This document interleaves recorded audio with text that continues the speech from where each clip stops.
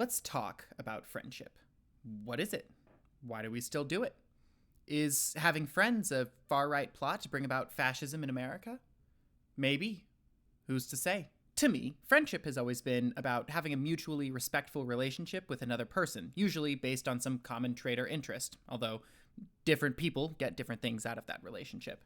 When you're friends with someone, you value their inclusion in your life and you want to see them succeed in theirs. Friendships can be strained. Sometimes you have a friend who becomes verbally abusive or emotionally manipulative. Sometimes your friend doesn't respect your boundaries. Sometimes they invite you over to watch Lord of the Rings and then act betrayed when you spend 3 hours talking to their roommate about Mormonism. Most people agree that if issues like these become too pervasive, it is within reason to end such a friendship. I remember, on numerous occasions growing up, my mother telling me that if ex-friend continued to mistreat me, I needed to cut them out of my life.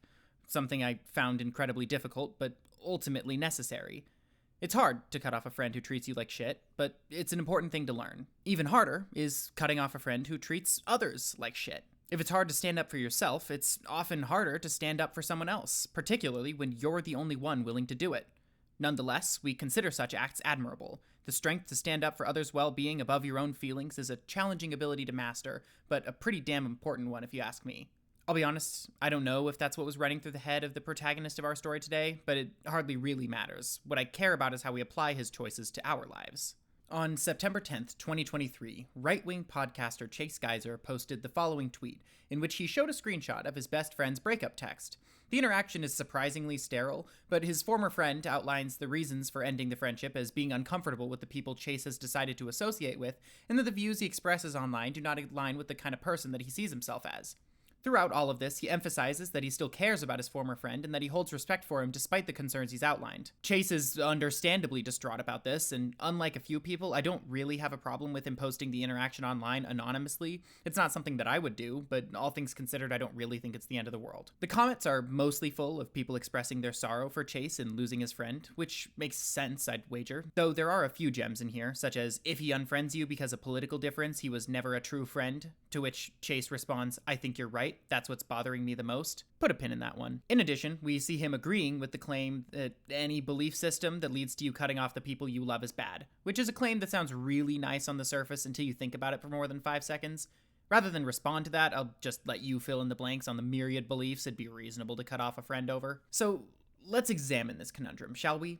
First, I'd like to consider why a person in this position might cut off Chase as a friend. Afterwards, let's discuss his absolutely wild response and why the MAGA conservative conception of friendship is kind of batshit. So, why might someone choose to end a friendship such as this one? Immediately, I feel the need to make a distinction between having a friend you disagree with politically and having a political pundit for a friend. It's a lot easier to be friends with a person you disagree vehemently with when the worst they can do is vote. It's harder to maintain that relationship when they dedicate their life to making their vision of the world a reality. For this reason, every problematic thing that Chase says or does carries more weight than the average person, whether you like it or not. Chase Geyser runs a podcast where he regularly defends and guest hosts for his buddy Alex Jones, the man who inspired targeted harassment of the parents of shooting victims so severe he actually suffered for it in court, in the United States no less, where he hosts friendly conversations with Holocaust skeptic Scott Adams, the man who told the internet he's done helping black people because he doesn't get rewarded for it, where this week he asserted that the rape allegations against Russell Brand are all lies, a hell of a claim to be making so quickly after they came out with no new information to add. An inordinate amount of the evidence he uses to justify this claim is based off of Hunter Biden, in case you were curious. I don't necessarily know that these are the associations Chase's friend was considering when ending the relationship. Well, I know the third one isn't, since it happened after the fact, but I can see why someone might feel a tad uncomfy being friends with a person who actively spreads this shit to so many people.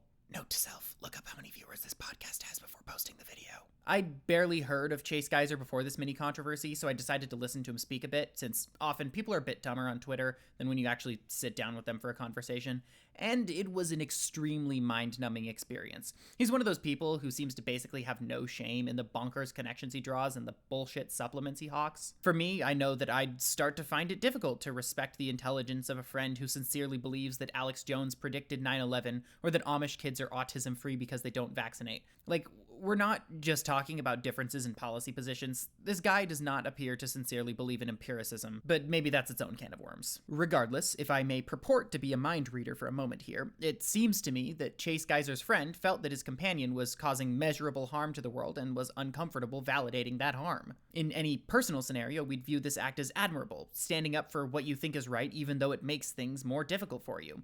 But somehow, as soon as a large number of people get caught up in the mix, we decide it's too political to cut someone off. This is silly. If you sincerely believe that your friend is hurting other people and can't be stopped, it is a mark of strong character to refuse to participate. Don't let anyone tell you otherwise. It's simply a matter of luck that Chase's friend happened to be entirely right in his assessment.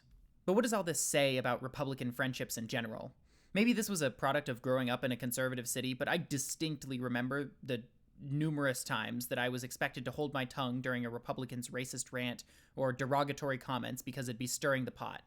Keep in mind, I'm talking about the stuff that I found racist even when I myself was a Republican. Conversely, if a liberal such and such called out a behavior for being problematic in some way, they didn't use that term, but you know what I mean, it was socially perfectly acceptable for a conservative to speak their truth and shut that shit down.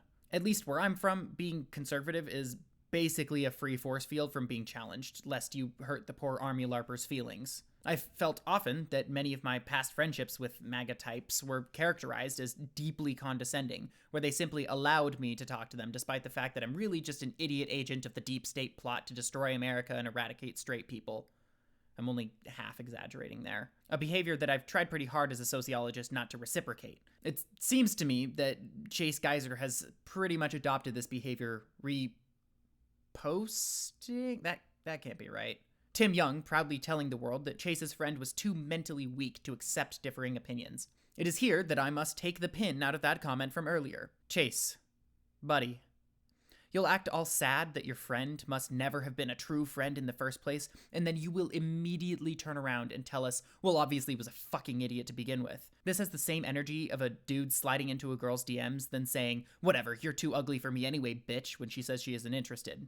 Fuck off pretending that you're the only one who cared in this relationship when the second your buddy respectfully tells you they don't feel comfortable with the people you associate with, you trash them as too mentally weak to handle you anyway.